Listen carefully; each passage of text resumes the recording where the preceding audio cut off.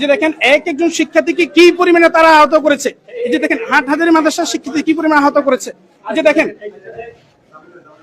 আচ্ছা, মূলত ওইখানে কি হয়েছে, আপনাদের উপর আক্রমণটা কিভাবে এসেছিল?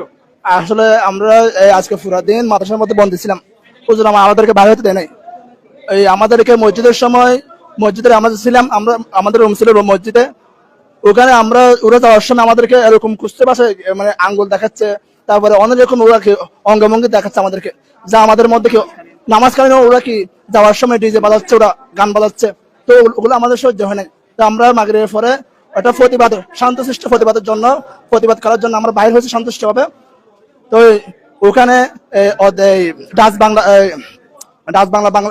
ডাক বাংলা কিছুক্ষণ পরে কতটুকু গিয়ে আমরা যখন চলে আসতেছি, তখন ওরা আমাদের উপর আক্রমণ শুরু করছে, ইট দিয়ে, ইট কংকর, তারপরে এই লোহা, তারপরে খাস ওগুলা দিয়ে আমাদেরকে আঘাত করছে ওরা আমাদের।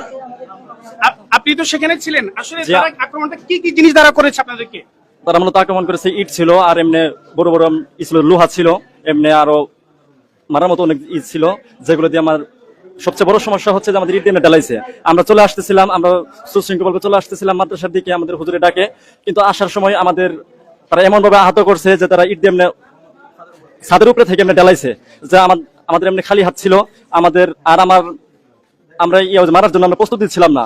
আমরা তো কিছু শান্তিপূর্ণ ভাবে একটা মিছিল করার জন্য, কিন্তু তারা আমাদের ভাবে নিরুপায় হয়ে এত পরিমাণ তারা আঘাত করছে যে আমাদের এখানে কমপক্ষে 70-80 জনের মতো ছাত্র ভাই, এখন আরো বেশি হবে, 70-এর উপরে হয়ে গেছে। এখন পর্যন্ত তারা এই মারামারিটা তারা অব্যাহত, মানে এখন পর্যন্ত তারা আছে।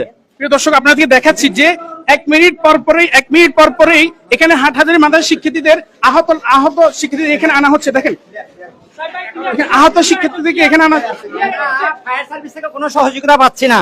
এই মুহূর্তে আমি ফায়ার সার্ভিসের কাছে ফোন করছি, আকুল আবেদন জানাইছি যে আমাদেরকে একটা অ্যাম্বুলেন্স দেওয়া হোক। ওরা বলতেছে যে আমাদের কোনো গাড়ি নাই, যে গাড়িগুলো আছে এগুলো কি নষ্ট হয়ে পড়ে থাকছে। আমি বললাম যে এই মুহূর্তে আমাদেরকে এতগুলা ফায়ার সার্ভিসের গাড়ি থাকার পরেও এই আমাদের দুর্যোগপূর্ণ এই অবস্থার মধ্যে জীবন মরণ নিয়ে আমরা এখন মানে এই অবস্থার মধ্যে আছি। যেখানে উপজেলা প্রশাসন থেকে উপজেলা স্বাস্থ্য কমপ্লেক্স, যেখানে কি করতেছে ওরা আমাদেরকে আন্তরিকতার সাথে কি করতেছেন, ওরা ট্রিটমেন্ট দিচ্ছেন, কিন্তু এই মুহূর্তে ফায়ার সার্ভিসও যেহেতু একটা সরকারি সংস্থা, ওদেরকে রাখা হয়েছে জনগণের টাকা দিয়ে, যে ওরা বিপদের সময় কি করবে, মানুষের পাশে দাঁড়াবে। এখন এই বিপদের সময় যদি আমরা ওদেরকে সহযোগিতা না পাই, তাহলে ফায়ার সার্ভিস থেকে লাভ কি হলো? তা আমি এই